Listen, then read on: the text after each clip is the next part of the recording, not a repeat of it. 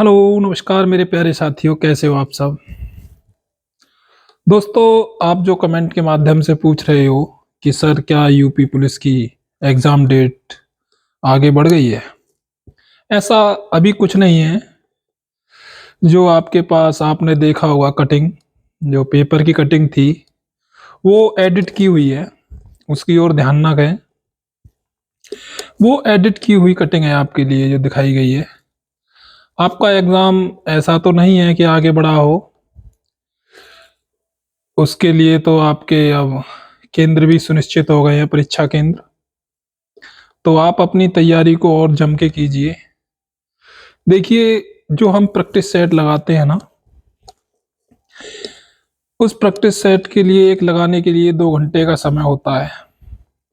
लेकिन एक practice set को कंप्लीट करने के लिए कम से कम आपके पास 6 घंटे का समय चाहिए।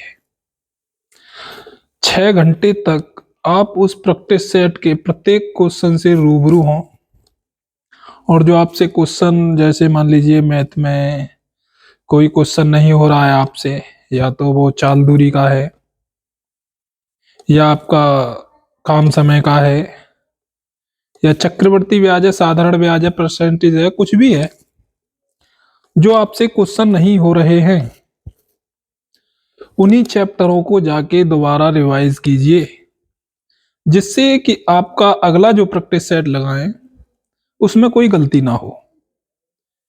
इसलिए विशेष ध्यान देने योग्य बातें हैं कि जो आप प्रैक्टिस सेट लगाते हैं, क्या आप उस प्रैक्टिस सेट में परिपक्व हो चुके हैं?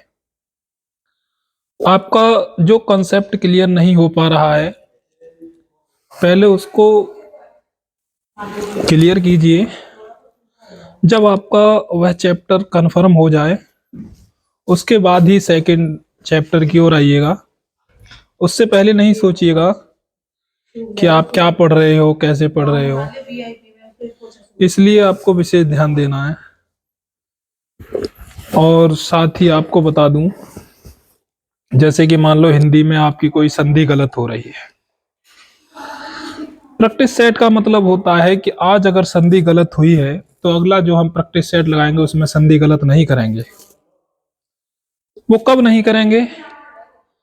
जब आप उसको अच्छे से संधि को जाके पढ़ लेंगे, जब ना।